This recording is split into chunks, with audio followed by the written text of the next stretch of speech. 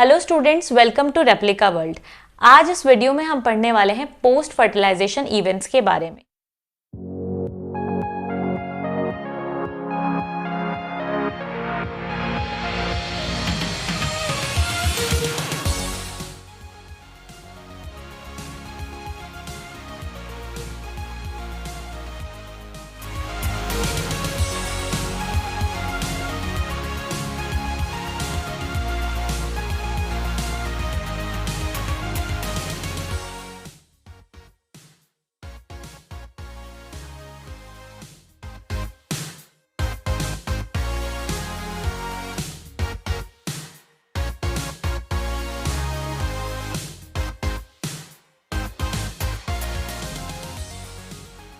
जैसे कि आप लोग जानते हैं कि फर्टिलाइजेशन तक का पार्ट हम ऑलरेडी कवर कर चुके हैं। फर्टिलाइजेशन का मतलब होता है कि मेल और फीमेल गैमेट आपस में फ्यूज होकर जाइगोट बनाते हैं। तो इसके बाद क्या होता है, जाइगोट के बाद क्या जर्नी होती है, जाइगोट के बाद कैसे सीड बनता है, कैसे पूरा प्लांट बनता है, ये चीज़ हम आज इस लेक्चर में पढ़ने वाले हैं। तो जो पोस्ट फर्टिलाइजेशन इवेंट्स होते हैं, पोस्ट का मतलब होता है बाद में, तो पोस्ट फर्टिलाइजेशन यानी कि फर्टिलाइजेशन के बाद में जो जो चीजें होती हैं, तो पोस्ट फर्टिलाइजेशन इवेंट्स में 4 चीजें इंपॉर्टेंट हैं। तो हम बोल सकते हैं कि पोस्ट फर्टिलाइजेशन 4 इवेंट से मिलकर बना हुआ है, जिसमें पहला इवेंट होगा एम्ब्रियोजेनेसिस। एम्ब्रियोजेनेसिस का मतलब होता है कि जाइगोट से एम्ब्रियो बनेगा। ठीक है, तो एम्ब्रियोजेनेसिस होगा जहां पर कि जाइगोट से बनेगा एम्ब्रियो। दूसरी प्रोसेस होगी फॉर्मेशन ऑफ एंडोस्पर्म। एंडोस्पर्म की फॉर्मेशन होगी।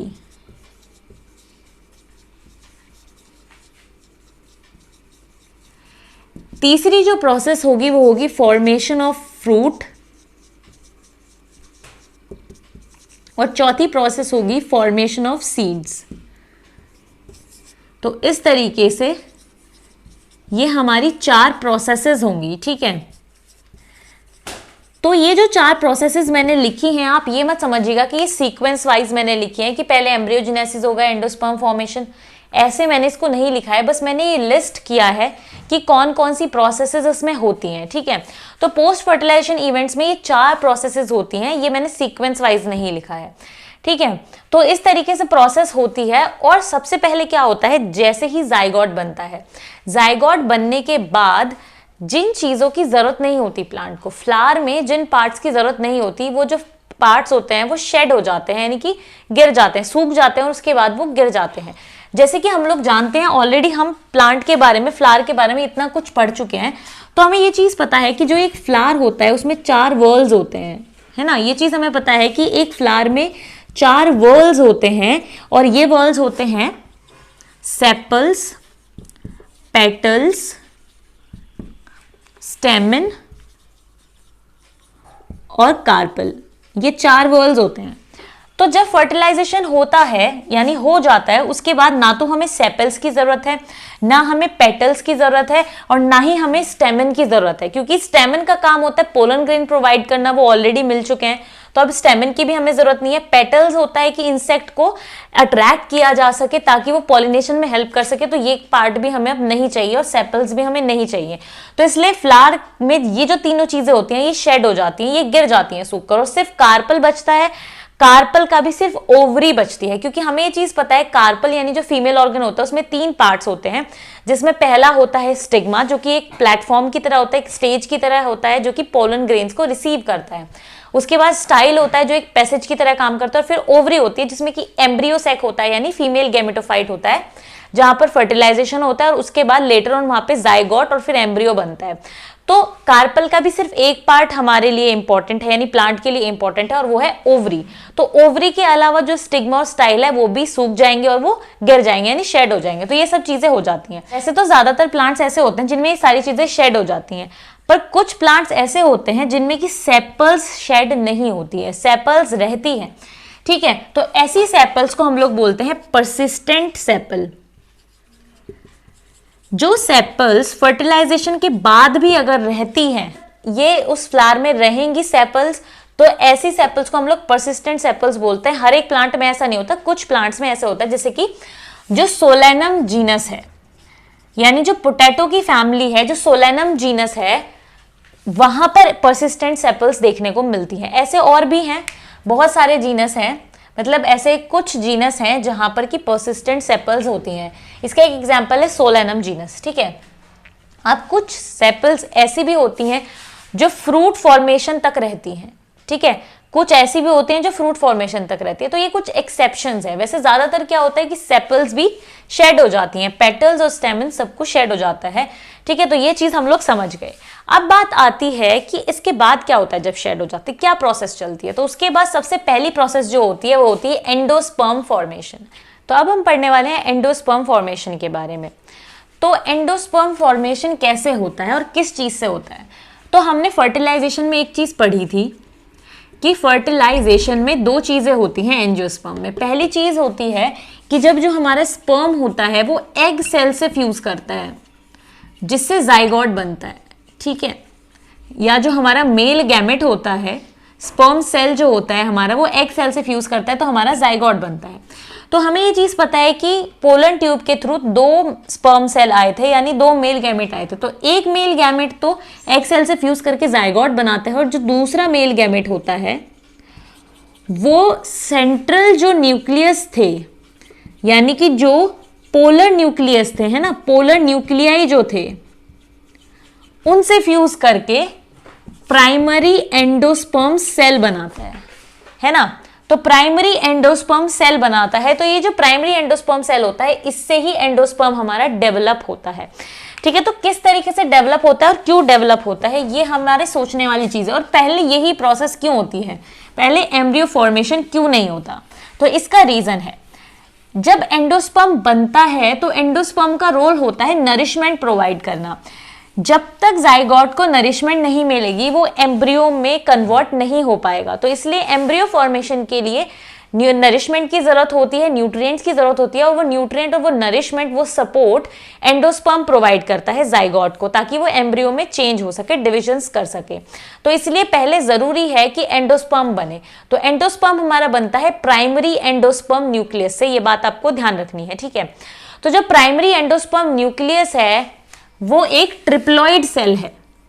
जो हमारा प्राइमरी एंडोस्पर्म सेल है वो एक ट्रिप्लॉइड सेल है। ट्रिप्लॉइड किस लिए है, क्योंकि जो इसके अंदर न्यूक्लियस है वो 3n है, वो ट्रिप्लॉइड है। अब आप पूछेंगे कि 3n क्यों है। 3n इसलिए है क्योंकि हमें ये चीज पता है कि जो हमारा पोलर न्यूक्लियाई था, जिसके साथ मेल गैमेट ने फ्यूज किया था, वो पोलर न्यूक्लियाई ऑलरेडी दो थे, है ना, ऑलरेडी ही वो दो थे, है ना, वो nn थे, यानी कि वो हैप्लॉइड थे और दो थे पोलर न्यूक्लियाई।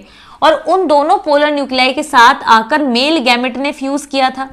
तो दो न्यूक्लियस तो ऑलरेडी थे और एक न्यूक्लियस हो गया मेल गैमेट का। इस वजह से जो प्राइमरी एंडोस्पर्म सेल बना था उसमें 3 न्यूक्लियस थे। बाद में वो न्यूक्लियस आपस में फ्यूज हो गए, उन्होंने एक न्यूक्लियस बना दिया जो कि क्या था, ट्रिप्लॉइड था। तो primary endosperm cell triploid cell होता है क्योंकि जो उसका न्यूक्लियस होता है वो ट्रिप्लॉइड होता है, क्योंकि वो 3 न्यूक्लियस के फ्यूजन के बाद बना है।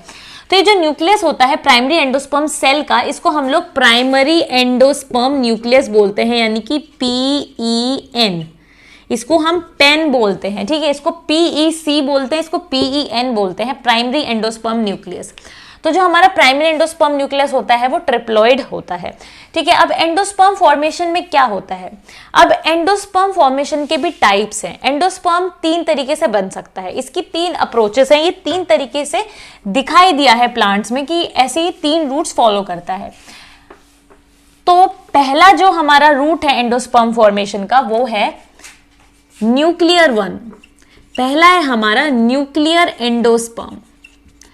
पहले हम न्यूक्लियर एंडोस्पर्म को ही समझते हैं, ठीक है। तो न्यूक्लियर एंडोस्पर्म क्या होता है, तो जैसे कि मान लीजिए ये है हमारा प्राइमरी एंडोस्पर्म सेल और इसके अंदर ये है इसका ट्रिप्लॉइड न्यूक्लियस, ओके। सो अब यहाँ पे क्या होगा, यहाँ पे साइटोप्लाज्म प्रेजेंट होगा और चीजें प्रेजेंट होंगी। ये एक नॉर्मल सेल ही होगा, है ना, सेल में जो जो चीजें प्रेजेंट होती है सब चीजें इसमें प्रेजेंट होंगी। और ये हमारा प्राइमरी एंडोस्पर्म सेल होगा और उसके पास एक ट्रिप्लॉइड न्यूक्लियस होगा। अब क्या होगा, न्यूक्लियर एंडोस्पर्म कब बनेगा या न्यूक्लियर अप्रोच कब होती है, जब ये जो हमारा न्यूक्लियस है प्राइमरी एंडोस्पर्म सेल का, ये जो हमारा न्यूक्लियस है ये फ्री डिवीजन स्टार्ट कर देता है, यानी ये डिवाइड करता रहता है और डिवाइड करके ये बहुत सारे न्यूक्लियस बना लेता है।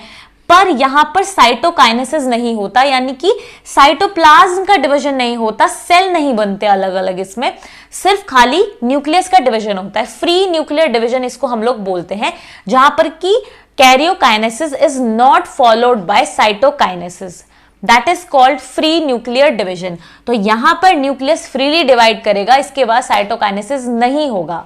ठीक है, तो क्या होगा, इस वजह से यहां पर एक मल्टी न्यूक्लिएट कंडीशन बन जाएगी, जहां पर इस सेल में बहुत सारे फ्री न्यूक्लियस होंगे।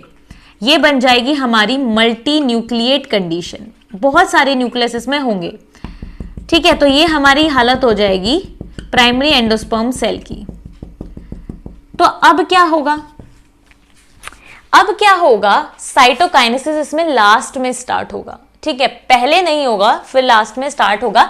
और ये कोने से स्टार्ट होगा इसका साइटोकाइनेसिस, यानी साइटोकाइनेसिस पेरिफेरी से स्टार्ट होगा और यहां पर साइटोप्लाज्म डिवाइड होना शुरू होगा और इस तरीके से यहां पर फिर साइटोकाइनेसिस भी हो जाएगा, सेल डिवीजन भी हो जाएगा।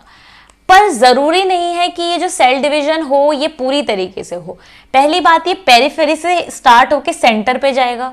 ठीक है, और दूसरी चीज, जरूरी नहीं है कि पूरे ही डिवीजन हो जाए पूरे साइटोप्लाज्म का, हो सकता है थोड़ा सा हो और रुक जाए। ठीक है, हो सकता है स्लो डिवीजन हो। तो कहने का मतलब ये है कि साइटोकाइनेसिस को इतना प्रेफर नहीं किया जाता है इस टाइप के एंडोस्पर्म में। तो इस तरीके से ये वाली अप्रोच जो है, ये वाले टाइप का जो एंडोस्पर्म है, ये है न्यूक्लियर एंडोस्पर्म। तो इसके जो एग्जाम्पल्स हैं वो है मेज, व्हीट, राइस। ठीक है, तो मेज, व्हीट और राइस एक बहुत ही, हम बोल सकते हैं बहुत ही कॉमन प्लांट्स हैं और उसमें इस टाइप का एंडोस्पर्म देखने को मिलता है। ठीक है, कभी क्या होता है कि ये जो हमारा साइटोकाइनेसिस है, ये कई बार पूरी तरीके से भी हो सकता है, पेरिफेरी से सेंटर तक पहुंच जाता है, पूरा डिवीजन हो जाता है, ऐसे भी हो सकता है। तो कई बार तो ऐसा होता है कि ये पूरी तरीके से डिवाइड हो जाते हैं, साइटोकाइनेसिस पूरा हो जाता है प्रोसेस। कई बार ऐसा होता है पूरा नहीं होता है, थोड़ा थोड़ा होता है, पेरिफेरी तक रहता है, सेंटर तक नहीं पहुंच पाता है। तो बेसिकली यहाँ पे जो फोकस है वो है न्यूक्लियस को बढ़ाना या न्यूक्लियस को डिवाइड करना। तो यहाँ पे जैसे कि मैंने आपको बताया कि यहाँ पर जो प्लांट्स हैं जो कि कॉमन है बहुत ज्यादा, वो है व्हीट, मेज, राइस, ये ऐसे 3 प्लांट्स हैं जिनमें इस टाइप का एंडोस्पर्म देखने को मिलता है। अब हम बात करते हैं नेक्स्ट कैटेगरी की, जो है हमारा सेलुलर एंडोस्पर्म। तो जैसे कि इसके नाम से ही पता चल रहा है कि यहाँ पे सेल फॉर्मेशन होगा। जैसे यहाँ पर फ्री न्यूक्लियर डिवीजन हुआ था, यहाँ पे फ्री न्यूक्लियर डिवीजन नहीं होगा। तो ये है हमारा सेलुलर एंडोस्पर्म। तो क्या होता है सेलुलर एंडोस्पर्म, यहां पर जैसे ही न्यूक्लियस डिवाइड होना शुरू होता है वैसे ही साइटोकाइनेसिस भी होता है, यानी कि in this case nuclear division और karyokinesis is immediately followed by cytokinesis. यानी कि ये जो हमारा एंडोस्पर्म सेल होगा, प्राइमरी एंडोस्पर्म सेल, जब इससे एंडोस्पर्म बन रहा होगा तो यहां पर जैसे ही इसका न्यूक्लियस डिवाइड करेगा 2 में, वैसे ही ये 2 में डिवाइड कर जाएगा, 3 में डिवाइड करेगा तो ये 3 में, 4 में, जैसे इस तरीके से ये, यानी कहने का मतलब ये है कि जैसे जैसे ये डिवाइड होता रहेगा न्यूक्लियस, वैसे वैसे इसका जो साइटोकाइनेसिस है वो भी चलता रहेगा। तो यानी कि ये सेपरेट सेल, जैसे एक ही सेल के अंदर ये बहुत डिफरेंट सेल्स बन जाएंगे, अलग अलग डिफरेंट सेल्स बन जाएंगे। ठीक है, तो यानी मल्टी सेलुलर कंडीशन हो जाएगी एक, जहां पर बहुत सारे सेल्स होंगे। तो ये जो सेलुलर टाइप का एंडोस्पर्म होता है, इसमें बहुत सारे सेल्स होते हैं और एकदम न्यूक्लियर डिवीजन के बाद साइटोकाइनेसिस होता है। तो ये हमारा बन जाता है एंडोस्पर्म सेलुलर टाइप का। ठीक है, ये हमारा बन गया सेलुलर एंडोस्पर्म।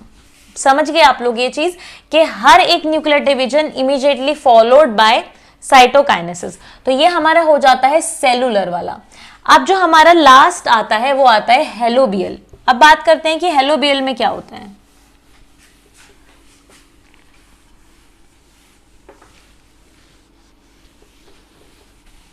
अगर हम बात करें हेलोबियल की, तो हेलोबियल में क्या होता है, थोड़ा सा डिफरेंस है हेलोबियल में।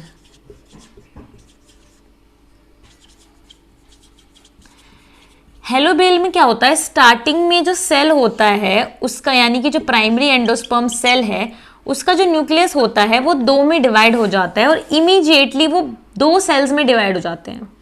ठीक है, 2 सेल में मेजरली डिवाइड हो जाते हैं वो, जिसमें कि क्या होता है,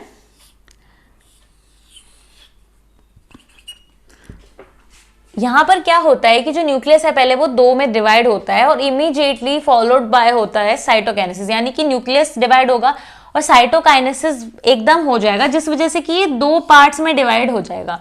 ठीक है, 2 सेल्स में इमीडिएटली डिवाइड हो जाएगा, 2 सेल्स बन जाएंगे। ठीक है, बीच में एक यहाँ पे बाउंड्री आ जाएगी, जहां पर कि क्या होगा, जो माइक्रोपाइलर एंड वाला जो एंड मतलब जो सेल होगा वो बड़ा होगा।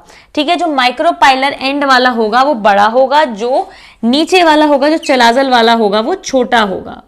ठीक है, इस तरीके से होगा। तो ये मान लीजिए अगर हमारा माइक्रोपाइलर एंड है तो माइक्रोपाइलर एंड वाला जो सेल होगा वो बड़ा होगा साइज में और जो ये वाला होगा वो छोटा होगा। चलाजल एंड वाला क्या होगा, छोटा होगा। तो इस तरीके से ये होता है हमारा हेलोबियल। अब आप बोलेंगे कि हेलोबियल में और जो हमारा सेलुलर है उसमें क्या डिफरेंस है। सेलुलर में क्या होता है कि हर एक जो हमारा न्यूक्लियस होता है उसके डिवीजन के बाद साइटोकाइनेसिस भी होता है। न्यूक्लियस का डिवीजन होता है तो साइटोकाइनेसिस भी होता है, पर सेल्स एकदम से सेपरेट नहीं होते हैं। साइटोकाइनेसिस, कैरियोकाइनेसिस होगा, साइटोकाइनेसिस होगा और उसके बाद क्या होगा, उसी सेल में वो चीजें मौजूद रहेंगी, एकदम से डिवीजन नहीं होगा, अलग अलग सेल्स नहीं बनेंगे। वो लेटर स्टेजेस में आके सेल्स की बाउंड्रीज डिफाइन होंगी। पर यहाँ पे क्या होगा, स्टार्टिंग में ही क्या होगा, जैसे ही एक बार न्यूक्लियस का डिवीजन होगा वैसे ही ये 2 पार्ट्स में डिवाइड हो जाएगा, 2 सेल्स इसके बन जाएंगे, जिसमें कि एक जो चलाजल एंड की तरफ होगा वो छोटा होगा, जो माइक्रोपाइलर एंड की तरफ होगा वो बड़ा होगा। ठीक है, तो इस तरीके से एंडोस्पर्म का जो होता है हमारा डेवलपमेंट चलता है। तो अब देखो क्या है, ये जो हम चीज बता रहे हैं, ये जो जगह है ये क्या है हमारा, एक तरीके से ये हम एम्ब्रियो सेक इसमें शो कर रहे हैं, है ना। ये एक एम्ब्रियो सेक है, तो एम्ब्रियो सेक के अंदर ही जो हमारा एंडोस्पर्म है वो भी बन रहा है। जो हमारा ये है एम्ब्रियो सेक, इसमें हमारा क्या है, जाइगोट भी प्रेजेंट है। ठीक है, तो हम ये माइक्रोपाइलर एंड इसको समझ रहे हैं ना, हम लोग इसको माइक्रोपाइलर एंड मान रहे हैं। ठीक है, तो ये एंडोस्पर्म यहाँ पे डेवलप हो ही रहा है। मान लो कि ये एंडोस्पर्म हमारा डेवलप हो जाता है तो माइक्रोपाइलर एंड पे, जैसे कि मान लीजिए कि एंडोस्पर्म फाइनली हमारा बन गया, तो एंडोस्पर्म बन गया, तो यहाँ पर इस एंड पर माइक्रोपाइलर एंड पर हमारा क्या प्रेजेंट होता है, हमारा जाइगोट प्रेजेंट होता है। ठीक है, ये हमारा जाइगोट है। आपको पता है, अगर आप एम्ब्रियो सेक के बारे में पढ़ चुके हैं कि कहां पर प्रेजेंट होता है हमारा एग सेल, तो एग सेल कहां पर होता है, माइक्रोपाइलर एंड पे होता है, वहीं पे फर्टिलाइजेशन होता है, तो वहीं पे जाइगोट होगा ना। तो ये माइक्रोपाइलर एंड अगर हम इसको मान रहे हैं तो यहां पर हमारी जाइगोट प्रेजेंट होगा और नीचे की तरफ क्या होगा, हमारा एंडोस्पर्म प्रेजेंट होगा। तो मैंने आपको जब ये डायग्राम दिखाया था जिसमें मैंने आपको न्यूक्लियस सेलुलर बताया था, उसमें मैंने जाइगोट शो नहीं किया था ताकि आप आसानी से समझ पाएं। पर वैसे क्या होगा, हर एक में होगा, जिस भी टाइप का एंडोस्पर्म होगा। अगर मान लीजिए ये इस टाइप का सेलुलर टाइप का भी अगर आपका एंडोस्पर्म है तो सेलुलर टाइप का एंडोस्पर्म होगा। ठीक है, ऐसे करके, और यहां पर क्या होगा, आपका जाइगोट प्रेजेंट होगा माइक्रोपाइलर एंड पर। तो इस तरीके से ये हमारा एंडोस्पर्म होगा।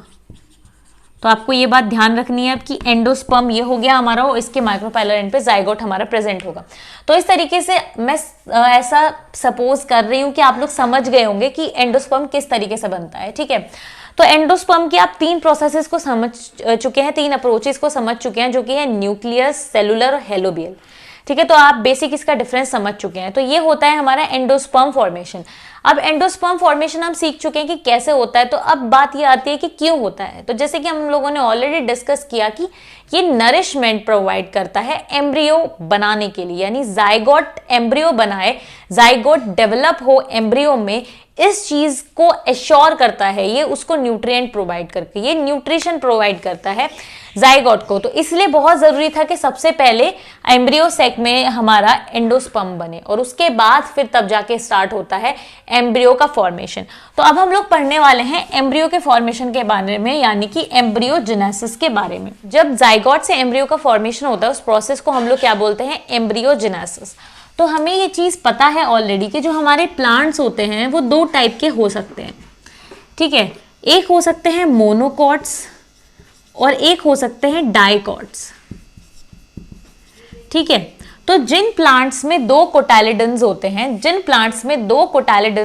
वो डाइकॉट्स होते हैं, और जिनमें सिर्फ एक कोटाइलिडन होता है वो मोनोकॉट्स होते हैं। ठीक है, तो जितने भी हमने ग्राम, पीस, ये सब चीजें पढ़ी, यानी दालें, चना, राजमा, ये सब क्या है, ये डाइकोटाइलिडन्स है। ठीक है, ये डाइकॉट्स है। और जैसे कि हमने देखा है गेहूं, ठीक है, और हमारा राइस, ये सब क्या है, हमारे मोनोकोटाइलिडन्स है। ठीक है, और जैसे कि हमारा होता है मक्का, जो हमारा होता है, ठीक है, जो हमारे भुट्टे होते हैं, आपने देखा होगा, वो भी क्या है, मोनोकॉट्स हैं। तो इस तरीके से कुछ हमारे प्लांट्स डाइकॉट्स होते हैं जिनमें दो कोटाइलिडन्स होते हैं, कुछ ऐसे होते हैं जो कि मोनोकॉट्स होते हैं। डाइकॉट्स का ऐसे होता है, जैसे कि आपने देखा होगा चना होता है, जैसे कि, तो ये जो चना है जब इसको खोलते हैं तो क्या होता है, एक ही जैसे दो पार्ट आपको इसमें देखने को मिलते हैं। ठीक है, एक ही जैसे दो पार्ट आपको इसमें देखने को मिलते हैं। जो एक ही जैसे ये दो पार्ट होते हैं, ये इसके दो कोटाइलिडन्स होते हैं। ठीक है, उसी तरीके से राजमा भी आपने देखा होगा, तो डाइकोटाइलिडन्स होते हैं। जैसे कि अगर हम बात करें मेज की, तो अगर हम बात करें मेज की, यानी कि अगर हम बात करें मक्की की, तो इसमें क्या होता है, इसमें आप इसको दो कोटाइलिडन में तोड़ नहीं सकते है ना, आप इसको मतलब कि कैसे भी कट भी कर लोगे तो जबरदस्ती आप इसको दो पार्ट में कर सकते हो, ये होगा नहीं अच्छी तरीके से, पर ये आसानी से हो जाता है। ठीक है, जैसे कि आप इसको उबाल लो, उबालने के बाद क्या हम इसको दो पार्ट में कर सकते हैं, या अगर हम इनको भून लेते हैं उसके बाद भी ये दो पार्ट में हो जाते हैं। ठीक है, पर इसको अगर हम, आपने देखा होगा कि जैसे जब भी हम स्वीट कॉर्न बना रहे होते हैं, कुछ भी कर रहे होते हैं कॉर्न से, तो हम चाहे इसको उबाल लें चाहे कुक कर लें, कुछ भी कर लें, ये दो पार्ट्स में नहीं हो पाता है, क्योंकि इसमें दो कोटाइलिडन्स मौजूद ही नहीं है, ये मोनोकॉट है। तो इस तरीके से ये कंसेप्ट होता है डाइकॉट और मोनोकॉट का। तो ये जो एम्ब्रियोजेनेसिस प्रोसेस होती है डाइकॉट और मोनोकॉट में, स्लाइटली डिफरेंट होती है। शुरू के जो स्टेप्स होते हैं दोनों में सेम होते हैं, यानी कि जब तक प्रो एम्ब्रियो बनता है तब तक ये सेम ही रहते हैं। बाद में क्या होता है कि ये चेंज हो जाता है, यानी कि जो तरीका है इनके डेवलप होने का, एम्ब्रियो के डेवलप होने का, वो डिफरेंट हो जाता है, क्योंकि डाइकॉट में हमें जरूरत है दो कोटाइलिडन्स बनाने की और मोनोकॉट में सिर्फ एक ही कोटाइलिडन बनेगा, तो इसलिए जो प्रोसेस है वो थोड़ी डिफरेंट हो जाती है। तो सबसे पहले हम लोग बात करेंगे कि डाइकॉट में किस तरीके से बनते हैं एम्ब्रियो, यानी डाइकॉट में किस तरीके से एम्ब्रियो बनता है, ये हम सीखेंगे। तो देखो सबसे पहले क्या होता है, हम लोग देखते हैं कि इनिशियल कंडीशन क्या है, कब शुरू होता है एम्ब्रियो का डेवलपमेंट। जब एंडोस्पर्म ऑलरेडी बन चुका होता है तब जाके शुरू होता है हमारा एम्ब्रियो का डेवलपमेंट। तो एंडोस्पर्म हमारे पास ऑलरेडी है, तो मान लीजिए कि ये हमारा हो जाता है सेल, ये हमारा हो जाता है एम्ब्रियो सेक। यहां पर जो हमारा एंडोस्पर्म है वो ऑलरेडी डेवलप्ड है। ठीक है, एंडोस्पर्म इज ऑलरेडी डेवलप्ड, और टर्मिनल पर यानी कि हमारे बिल्कुल एंड पर जो हमारा माइक्रोपाइलर एंड है उस पर हमारा प्रेजेंट है जाइगोट।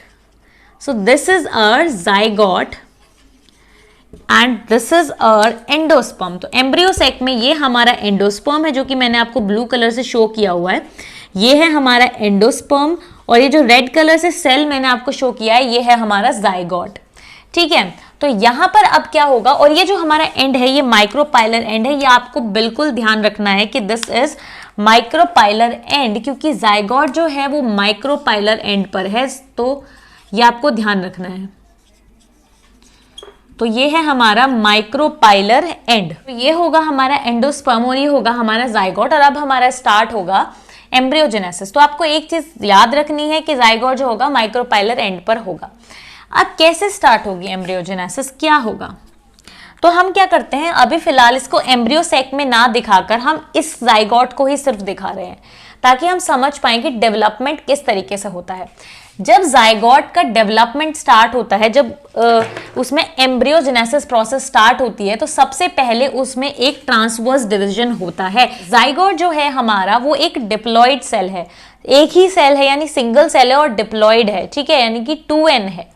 तो ये जो जाइगोट है ये हमारा डिप्लॉइड सेल है। जब इसमें एम्ब्रियोजेनेसिस स्टार्ट होगी तो फिर इसमें क्या होगा कि इसमें एक ट्रांसवर्स डिवीजन होगा। तो इसमें ट्रांसवर्स डिवीजन होगा यानी कि हॉरिजॉन्टल डिवीजन होगा, जिसकी वजह से इसमें क्या होगा, ये दो पार्ट्स में डिवाइड हो जाएगा, यानी कि दो सेल्स में डिवाइड हो जाएगा। ठीक है, माइक्रोपाइलर एंड की तरफ एक बड़ा सेल बनेगा। माइक्रोपाइलर एंड की तरफ जो सेल होगा वो थोड़ा बड़ा होगा, और इस सेल को हम लोग बोलेंगे बेसल सेल। ये सेल होगा हमारा बेसल सेल। तो this is basically on micropylar and. ये आपको बात ध्यान रखनी है कि हम लोग माइक्रोपाइलर एंड मान के चल रहे हैं ऊपर वाले एंड को। तो माइक्रोपाइलर एंड की तरफ जो सेल होगा वो थोड़ा बड़ा होगा और वो सेल होगा बेसल सेल, और जो नीचे की तरफ सेल होगा वो थोड़ा छोटा होगा और वो होगा हमारा टर्मिनल सेल।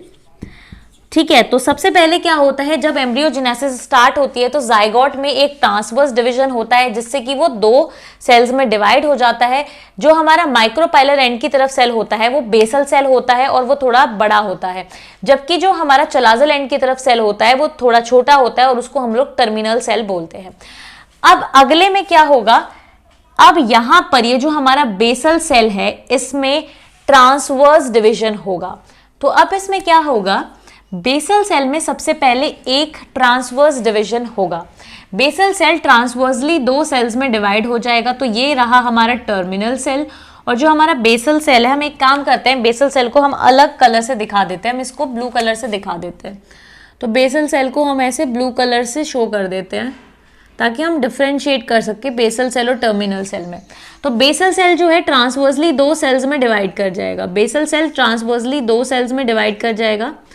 ठीक है, तो ये हमारा बेसल सेल जो है ये दो सेल्स बना देगा ट्रांसवर्सली, और जो हमारा ये वाला जो सेल होगा, जो हमारा टर्मिनल सेल है, वो लॉन्गिट्यूडनली दो सेल्स में डिवाइड कर जाएगा। ये लॉन्गिट्यूडनली दो सेल्स में डिवाइड कर जाएगा। ठीक है, तो बेसिकली क्या होगा, जो हमारा बेसल सेल है वो ट्रांसवर्सली दो सेल में डिवाइड करेगा और जो टर्मिनल सेल है वो हमारा लॉन्गिट्यूडनली यानी कि वर्टिकली दो सेल्स में डिवाइड करेगा। इससे क्या होगा, ये जो हमारा स्ट्रक्चर है ये 4 सेल बन जाएंगे। ये 4 सेल्ड स्ट्रक्चर हमारा बन जाएगा। तो ये जो हमारा 4 सेल्ड स्ट्रक्चर होता है इसको हम लोग बोलते हैं pro embryo. This 4 celled structure is called as pro embryo. इसको हम लोग प्रो एम्ब्रियो बोलते हैं। जो मोनोकॉट्स होते हैं उनमें ये प्रोसेस सेम होती है, प्रो एम्ब्रियो बिल्कुल सेम तरीके से बनता है, पर जो आगे का डेवलपमेंट होता है वो डिफरेंट होता चला जाता है। ठीक है, तो यहां पर क्या है, प्रो एम्ब्रियो हमारा बन जाता है। प्रो एम्ब्रियो क्या है, 4 सेल्ड स्टेज है जहां पर बेसल सेल में 2 सेल्स होते हैं और टर्मिनल सेल में भी 2 सेल होते हैं। ये जो हमारा बेसल सेल होते हैं या जो हमारा ये बेसल सेल से डेवलप हुआ है इसको हम लोग सस्पेंसर सेल भी बोलते हैं। इसको हम लोग क्या बोलते हैं, सस्पेंसर सेल भी बोलते हैं। और ये जो हमारा टर्मिनल सेल है इसको हम एम्ब्रियोनल सेल भी बोलते हैं या एम्ब्रियो सेल भी बोलते हैं। ठीक है, तो ये बात आपको ध्यान रखनी है कि बेसल सेल को हम लोग सस्पेंसर सेल बोलते हैं और टर्मिनल सेल को एम्ब्रियो सेल बोलते हैं। अब ऐसा क्यों बोलते हैं ये चीज हम आगे पढ़ेंगे तो आपको आराम से समझ में आ जाएगी। ठीक है, तो अब आगे क्या होगा, आगे इसमें क्या होगा, अब ये जो हमारा बेसल सेल है इसमें डिविजन्स होंगे जिससे कि ये जो बेसल सेल है ये 6 से 10 सेल्स बनाएगा। ठीक है, ये जो बेसल पोर्शन है ये 6 से 10 सेल इससे बन जाएंगे। ठीक है, तो अब हम बात करते हैं कि इसमें अगला स्टेप क्या होगा। अगले स्टेप में जो बेसल सेल है वो ट्रांसवर्सली ही डिवाइड करेगा और ट्रांसवर्सली डिवाइड करके उसमें 6 से 10 सेल तक बन जाएंगे। ठीक है, और ये जो नीचे वाला हमारा टर्मिनल सेल है ये भी डिवीजन शो करेगा। डिवीजन शो करके ये क्या करेगा, सबसे पहले इसमें क्या होगा, एक तो इसमें हमारा ट्रांसवर्स डिवीजन होगा और 2 हमारे इसमें फिर क्या होंगे, लॉन्गिट्यूडनल डिवीजन होंगे, जिस वजह से क्या होगा इसमें कि 8 सेल्स बन जाएंगे। क्योंकि 2 हमारे पास ऑलरेडी क्या है, 2 सेल ऑलरेडी हैं। इनमें एक बार जब ट्रांसवर्स डिवीजन होगा, देखिए जैसे कि ये वाला जो हमारा नीचे वाला पोर्शन है यानी जो हमारा टर्मिनल सेल का पोर्शन है इसमें ऑलरेडी हमारे पास 2 सेल्स हैं। ठीक है, तो जब इसमें हमारे पास एक ट्रांसफर डिवीजन होगा, जब हमारे पास इसमें एक ट्रांसफर डिवीजन होगा तो ये 4 पोर्शन में बदल जाएगा, यानी ये 4 पोर्शन में बदल जाएगा, तो इसमें 4 सेल्स हो जाएंगे।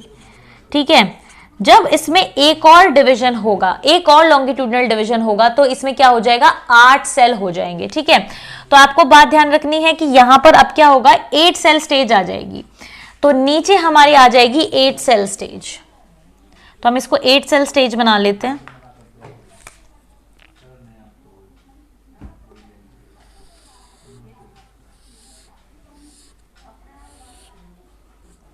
तो इस तरीके से ये जो हमारा पोर्शन होगा ये 8 सेल्ड मतलब ये 8 सेल्स हो जाएंगे यहां पर, और ये जो हमारा है ये 6 to 10 सेल्स हो जाएंगे। ठीक है, अब ये जो हमारा ये जो सिस्टम होगा, ये जो पोर्शन होगा इसको हम बोलेंगे सस्पेंसर, और ये हमारा होगा एम्ब्रियो सेल से जो हमारा बना है वो ये होगा। ठीक है, तो इस तरीके से होगा। तो ये जो हमारा सस्पेंसर है इसमें अब क्या होगा, जब ये 6 to 8 जो 6 to 10 सेल्स हैं वो बन जाएंगे, यानी 6 से लेकर 10 सेल्स तक बन सकते हैं यहाँ पर। तो ये जो इसका माइक्रोपाइलर एंड वाला जो एक सेल होगा, ये जो इसका माइक्रोपाइलर एंड वाला जो एक सेल होगा, उसका जो साइज है वो और सेल से बड़ा हो जाएगा, उसका जो साइज है वो और सेल से बड़ा हो जाएगा, ठीक है, बड़ा हो जाएगा, उसमें साइटोप्लाज्म भी ज्यादा होगा, उसका साइज भी ज्यादा होगा, ठीक है। तो ये वाला जो सेल है सस्पेंसर सेल, सस्पेंसर का जो ये वाला सेल है माइक्रोपाइलर एंड वाला, जिसका जो साइज है वो बड़ा होगा, इसको हम बोलेंगे होस्टोरिया। ये क्या होगा, ये होगा होस्टोरिया, ठीक है। अब ये जो एक सेल होता है जो कि लास्ट सेल होता है सस्पेंसर का, जो कि कांटेक्ट में होता है प्रो एम्ब्रियो के, इसको हम लोग बोलते हैं हाइपोफाइसिस, इसको हम लोग बोलते हैं हाइपोफाइसिस। तो ये जो हाइपोफाइसिस है ये लेटर ऑन जाके रेडिकल के पार्ट्स बनाएगा। अब रेडिकल क्या है ये हम आगे पढ़ेंगे, ठीक है। जो रूट पोर्शन होता है वो रेडिकल से ही डेवलप होता है, ठीक है। एक तरीके से जो रूट पोर्शन होता है वो रेडिकल से ही डेवलप होता है, तो वो होता है रेडिकल, और रेडिकल के कुछ पार्ट्स जो है वो हाइपोफाइसिस की हेल्प से बनेंगे, हाइपोफाइसिस बनाएगा। तो जो लास्ट सेल होता है जो कि सस्पेंसर का, जो कि प्रो एम्ब्रियो के कांटेक्ट में होता है, वो हमारा होता है हाइपोफाइसिस, ठीक है। तो इस तरीके से होता है। अब देखो अब क्या चीज होगी, अब होस्टोरिया हमारा ऑलरेडी बन चुका है, ठीक है। अब क्या होगा, ये जो होस्टोरिया है, ये सब चीजें कहाँ बनी, ये जो पूरा स्ट्रक्चर बना है ये यहाँ बन रहा है, ठीक है। ये एम्ब्रियो सैक में बन रहा है, ये हमारा एम्ब्रियो सैक है जो हमने फर्स्ट स्टेप में पढ़ा, जिसमें कि हमारे पास नीचे की तरफ क्या है, एंडोस्पर्म है जो कि न्यूट्रिएंट्स हैं जिसके पास, और ये हमारा यहाँ पर ये वाला स्ट्रक्चर बन रहा है। तो अब क्या होगा, ये जो हमारा होस्टोरिया है ये एक तरीके से एक पंप की तरह काम करेगा, और ये होस्टोरिया इस प्रो एम्ब्रियो को एंडोस्पर्म के मतलब एंडोस्पर्म में ले जाने की कोशिश करेगा। यहां पर जैसे कि मान लीजिए ये स्ट्रक्चर प्रेजेंट है, तो होस्टोरिया पुश करेगा कि ताकि जो हमारा प्रो एम्ब्रियो है वो एंडोस्पर्म में चला जाए, ठीक है, ताकि जो हमारा प्रो एम्ब्रियो है वो एंडोस्पर्म में चला जाए नीचे। जब एंडोस्पर्म में चला जाएगा तो क्या होगा, प्रो एम्ब्रियो को अच्छे से नरिशमेंट मिल पाएगा ताकि वो सेल्स को अपने डिवाइड कर सके और एम्ब्रियो में चेंज हो सके। तो अब नेक्स्ट स्टेप क्या होगा, जो होस्टोरिया होगा वो पुश करेगा प्रो एम्ब्रियो को इनटू द एंडोस्पर्म, ठीक है। So the next step is होस्टोरिया pushes the pro embryo into the endosperm so that it could get the nutrition which is required by it to form the mature embryo. Okay, so this is what the function of hostoria is. अब इसके बाद क्या होगा, अब आगे ये और divide करेगा। अब ये जो हमारा प्रो एम्ब्रियो होगा ये पेरिक्लिनिकली डिवाइड करेगा और ये 3 लेयर्स हमारी बना लेगा। जो हमारा ये प्रो एम्ब्रियो है ये पेरिक्लिनिकली डिवाइड करेगा और ये 3 जो है हमारी लेयर्स बना लेगा। अब यहाँ पर क्या होगा, ये जो प्रो एम्ब्रियो है वो पेरिक्लिनिकली डिवाइड करेगा। पेरिक्लिनिकली डिवाइड करेगा तो उससे क्या होगा, ये 3 लेयर्स बना देगा। जो पहली सबसे आउटर मोस्ट लेयर होगी वो होगी डर्मेटोजन। डर्मेटोजन का मतलब होता है आउटर से, डर्मिस का मतलब या डर्मेटोजन का मतलब क्या है, आउटर लेयर। तो डर्मेटोजन हो गई। जो दूसरी लेयर होगी ये हमारी होगी ground meristem. This is ground meristem. और ये जो हमारी अंदर वाली लेयर होगी ये होगी प्रोकैम्बियम। ठीक है, ये बात आपको ध्यान रखनी है कि ये हो जाएगी हमारी प्रोकैम्बियम। और जैसे कि हमें पता है ये क्या था, हाइपोफाइसिस। तो इससे जो है हमारा बनेगा रेडिकल। ठीक है, इससे हमारा बन जाएगा रेडिकल। और ये हमारा होस्टोरियम है ही, मैंने इसको थोड़ा छोटा करके दिखा दिया है। तो ये हमारा होस्टोरियम है ही और ये हमारे सस्पेंसर सेल्स हैं ही, हमें पता है ये पूरा ही सस्पेंसर है। ठीक है, तो ये हमारे, इससे हमारा रेडिकल बनेगा। तो इस तरीके से अब क्या होगा, ये ऐसे बन जाएगा। तो अब अगले स्टेप में क्या होगा, देखो सबसे पहले क्या है, ये जो हमारा था ये था हमारा प्रो एम्ब्रियो। ठीक है, this is our pro embryo. अब ये जो हमारा एम्ब्रियो है ये है ग्लोबुलर एम्ब्रियो। ठीक है, ये वाला जो हमारा एम्ब्रियो बना ये है हमारा ग्लोबुलर एम्ब्रियो। अब जो हमारा अगले टाइप का एम्ब्रियो बनेगा वो बनेगा हार्ट शेप एम्ब्रियो। सबसे पहले प्रो एम्ब्रियो बना, उसके बाद बना ग्लोबुलर एम्ब्रियो जो कि थोड़ा ग्लोबुलर है, यानी कि सर्कुलर टाइप है। ये हमारा बन जाएगा ग्लोबुलर एम्ब्रियो। और इसके बाद फिर हमारा बनेगा हार्ट शेप एम्ब्रियो और उसके बाद फिर हमारा बनेगा मैच्योर एम्ब्रियो। तो अब क्या होगा, यहाँ पे ग्लोबुलर एम्ब्रियो में अब चीजें और भी डिवाइड होना शुरू होगी, सेल्स और भी डिवाइड होना शुरू होंगे और एक पर्टिकुलर फॉर्म लेना, एक स्पेसिफिक फॉर्म लेना शुरू करेंगे। अभी तक तो सिर्फ डिवाइड हो रहे थे, अब उनमें स्पेसिफिकेशन भी आ जाएगा, और स्पेसिफिकेशन आ जाएगा जिस वजह से यहाँ पे कोटलीडन्स डेवलप होना शुरू हो जाएंगे, रेडिकल डेवलप होना शुरू हो जाएगा, और इस तरीके से जो हमारा प्लिम्यूल है, जो हमारे और सब चीजें हैं, वो डेवलप होना शुरू हो जाएगी। ठीक,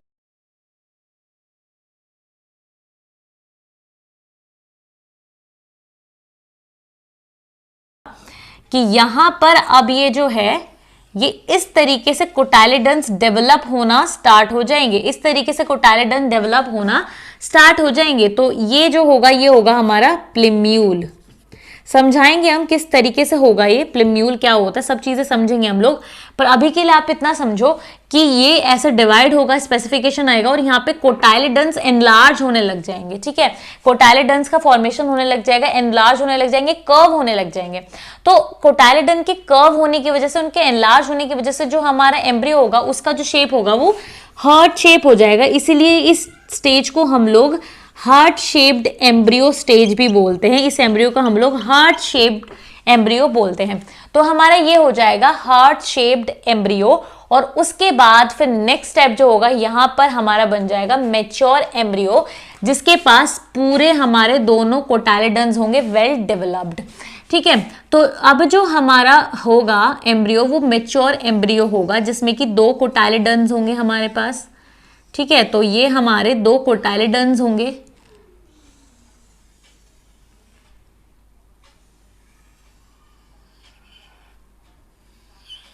ये इस तरीके से हमारा बन जाएगा पूरा एक कंप्लीट एम्ब्रियो, जहां पर ये जो आप पोर्शन देख रहे हैं, ये होंगे हमारे 2 कोटाइलिडन्स।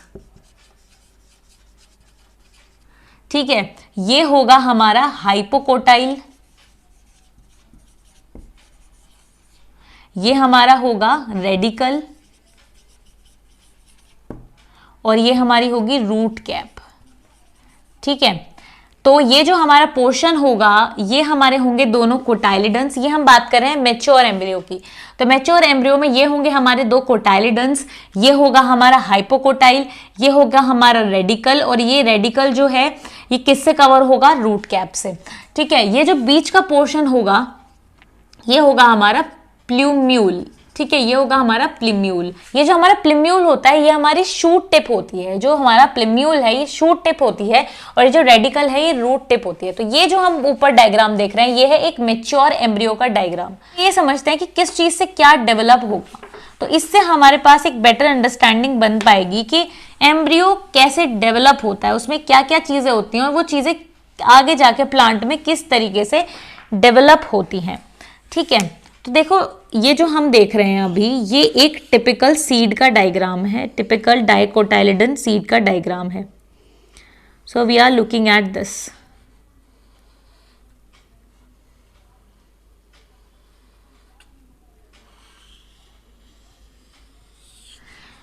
तो ये जो आप इधर देख रहे हैं, ये इसके कोटाइलिडन्स हैं सीड के। ठीक है, कोटाइलिडन्स हैं सीड के। और ये जो आप देख रहे हैं बीच में, ये है हमारा एक्सिस, ये है हमारा एम्ब्रियोनल एक्सिस। इसको हम लोग बोलते हैं एम्ब्रियोनल एक्सिस। एम्ब्रियोनल एक्सिस को हम लोग टाइजेलम भी बोलते हैं। एम्ब्रियोनल एक्सिस को हम लोग टाइजेलम भी बोलते हैं। ठीक है, एम्ब्रियोनल एक्सिस और टाइजेलम। तो अब यहां पर ये है हमारे 2 कोटाइलिडन्स। ठीक है, ये हम बात करें सीड की, ये एक सीड है। ठीक है, ये एक सीड है जिसमें कि ये है हमारे 2 कोटाइलिडन्स। ठीक है, ये है हमारा एम्ब्रियोनल एक्सिस, और एम्ब्रियोनल एक्सिस का वो पार्ट जो कि कोटाइलिडन के अटैचमेंट पॉइंट से ऊपर की तरफ होता है, उसको हम लोग एपिकोटाइल बोलते हैं। ठीक है, एम्ब्रियोनल एक्सिस का वो पार्ट, ये एम्ब्रियोनल एक्सिस है, इसका वो पार्ट जो कि कोटाइलिडन के अटैचमेंट पॉइंट के ऊपर होता है, उसको हम लोग एपिकोटाइल बोलते हैं। और एपिकोटाइल का जो एंडिंग होती है, जो टिप होती है, उसको हम प्ल्यूम्यूल बोलते हैं। ठीक है, ये चीज आपको ध्यान रखनी है। एपिकोटाइल जिस पॉइंट पर एंड होता है, उसको हम प्ल्यूम्यूल बोलते हैं। और ये जो हमारा कोटाइलिडन के लेवल से जो नीचे की तरफ रीजन होता है, इसको हम लोग हाइपोकोटाइल बोलते हैं। ये जो हमारा कोटाइलेडन के अटैचमेंट पॉइंट का जो लेवल होता है, यानी ये जो अटैचमेंट पॉइंट का लेवल है, इससे जो नीचे पोर्शन होता है इसको हम लोग हाइपोकोटाइल बोलते हैं, और हाइपोकोटाइल की जो एंड पॉइंट होता है उसको हम रेडिकल बोलते हैं, उसको हम लोग रेडिकल बोलते हैं। तो अब यहां से हम लोग समझेंगे क्या होगा। देखो, ये जो हमारा एम्ब्रियो है ये बेसिकली प्रेजेंट है हमारा एम्ब्रियो सैक में, ठीक है। ये जो हमारा एम्ब्रियो है ये बेसिकली हमारा प्रेजेंट है एम्ब्रियो सैक में, और एम्ब्रियो सैक प्रेजेंट है हमारा ओव्यूल के अंदर, ठीक है, और ओव्यूल प्रेजेंट है ओवरी के अंदर, ठीक है। अभी आपको ये डिफिकल्ट लग रहा होगा, I will make it simple for you.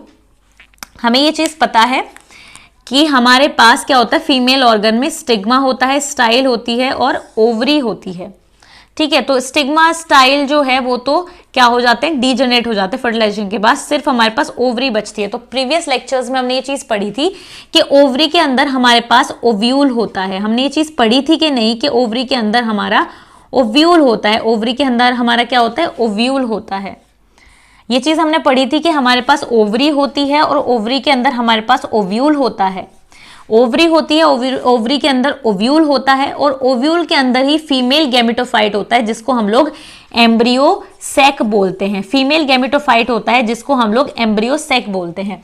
अब ये जो हमारा एम्ब्रियो सैक होता है इसके अंदर ही जाइगोट बनता है, इसके अंदर ही, क्योंकि जो हमारा एम्ब्रियो सैक है जिसको हम फीमेल गैमेटोफाइट बोलते हैं, इसके अंदर ही हमारा फीमेल गैमेट यानी कि एग सेल होता है, और इस एग सेल से जब मेल गैमेट फ्यूज करता है तभी यहाँ क्या बनता है, जाइगोट बनता है। तो जाइगोट कहां पर है, एम्ब्रियो सैक में। अगर जाइगोट एम्ब्रियो सैक में है तो जो एम्ब्रियो होगा वो भी कहां होगा, एम्ब्रियो सैक में, ठीक है। तो क्या हम ऐसे नहीं बोल सकते कि जो एम्ब्रियो है वो एम्ब्रियो सैक में है और अल्टीमेटली वो किसके अंदर है, ओव्यूल के अंदर है, ठीक है। अल्टीमेटली वो किसके अंदर है, ओव्यूल के अंदर है। तो जब पोस्ट फर्टिलाइजेशन इवेंट्स चल रहे होते हैं, जब फर्टिलाइजेशन के बाद चीजें हो रही होती हैं, तो जो हमारा ओव्यूल होता है वो सीड में डेवलप हो जाता है, जो हमारा ओव्यूल होता है वो सीड बन जाता है, ठीक है।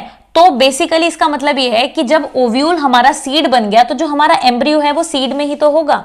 जो हमारा ओव्यूल है वो सीड बन गया तो जो एम्ब्रियो है वो हमारा कहाँ होगा, सीड में होगा। तो इसलिए मैं आपको सीड दिखा रही हूं कि सीड के अंदर ही एम्ब्रियो है, ठीक है। तो ये जो सीड है इसके पास दो कोटाइलेडन्स हैं, ये इसके दो कोटाइलेडन्स है। कोटाइलेडन्स का काम क्या होता है, फूड को बचा के रखना, रिजर्व करके रखना, ताकि ये जो हमारा एम्ब्रियो है, ठीक है, ये जो हमारा एम्ब्रियो है जो आप बीच में देख रहे हैं, ठीक है, बेसिकली ये हमारा एम्ब्रियो का पोर्शन होगा।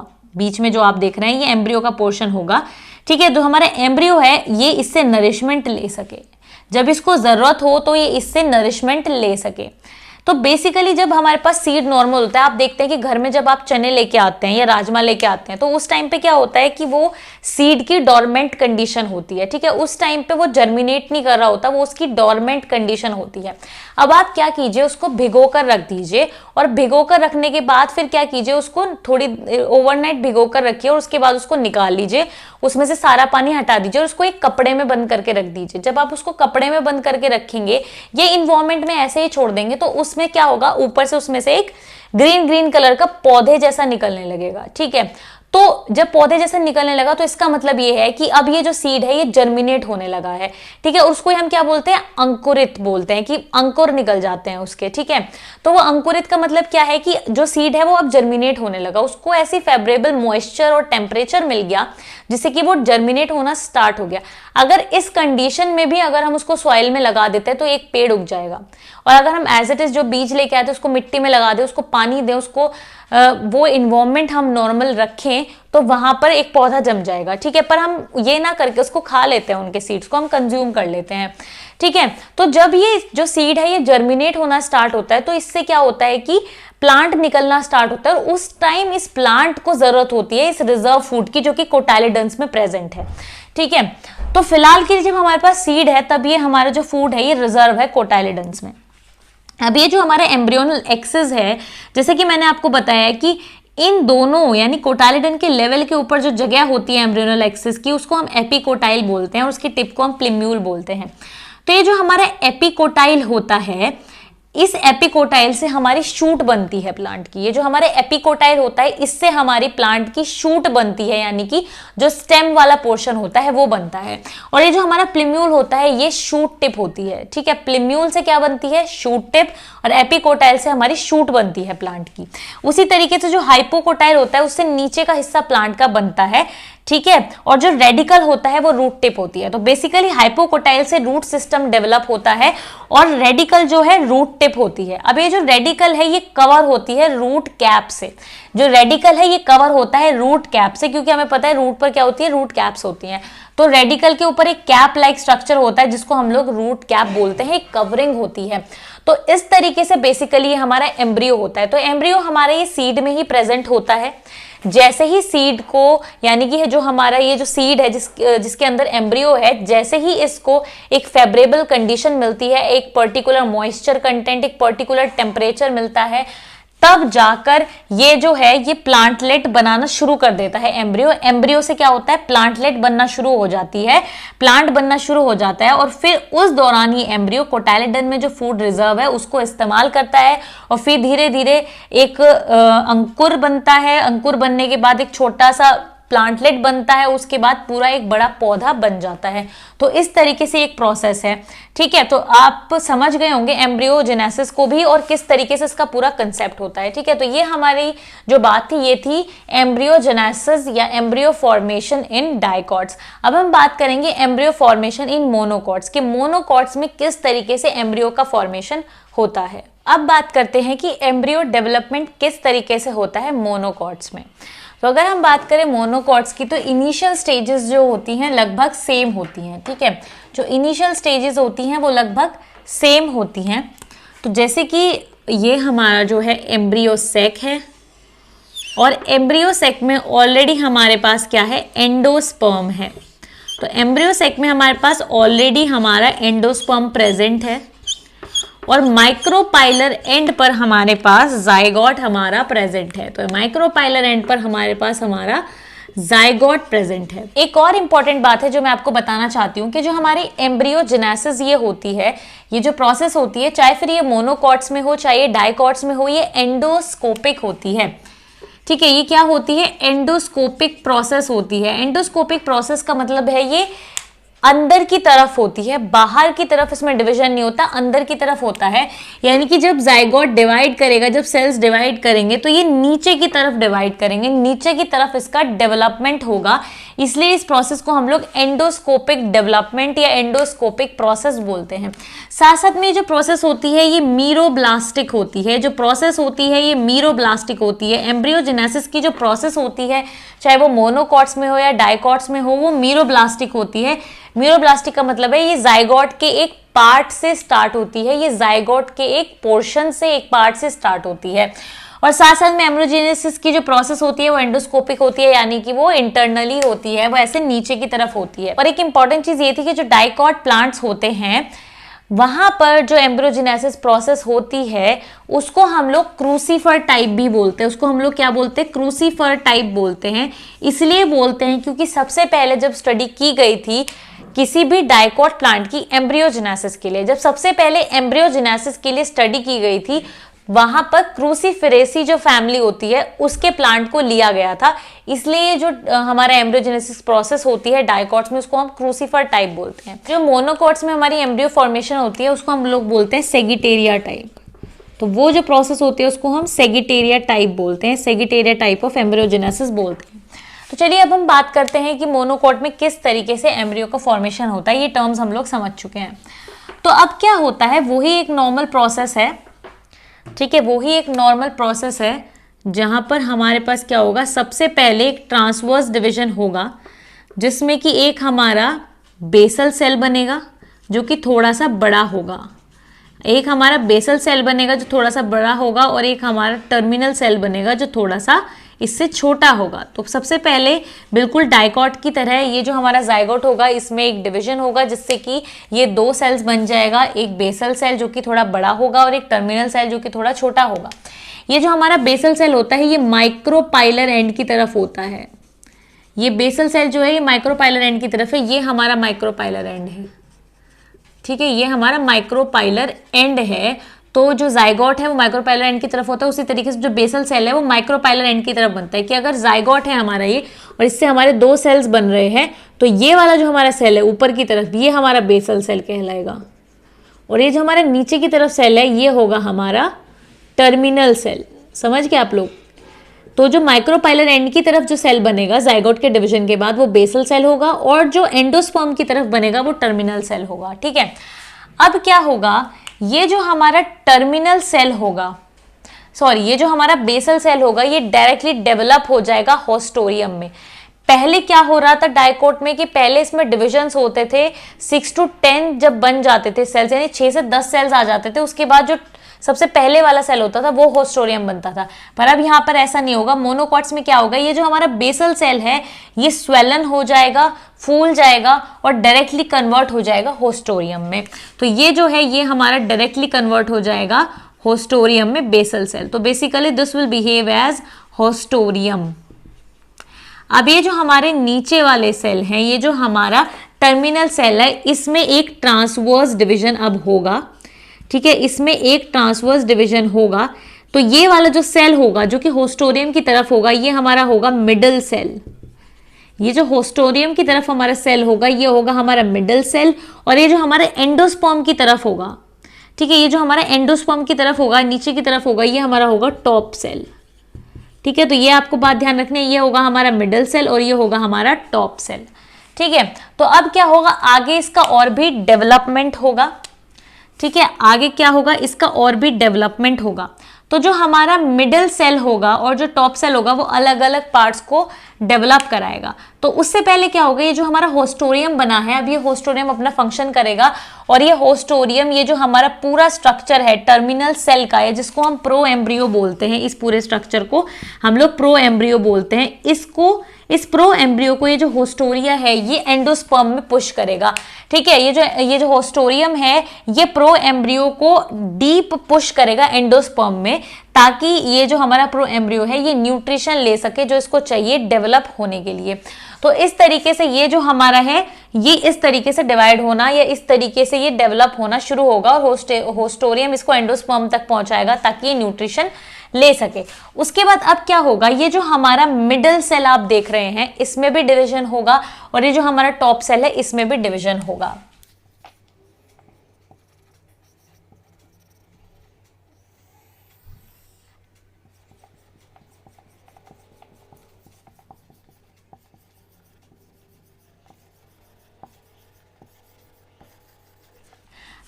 तो अब यहां पर क्या होगा, ये जो हमारा मिडल सेल होगा इससे हमारे कुछ चीजें डेवलप होंगी। इससे क्या क्या चीजें डेवलप होंगी, ये जो हमारा मिडल सेल होगा इससे हमारा रेडिकल और हाइपोकोटाइल डेवलप होगा। ठीक है, जो हमारा मिडल सेल है इससे हमारा डेवलप होगा रेडिकल, और इससे हमारा डेवलप होगा हाइपोकोटल या हाइपोकोटाइल।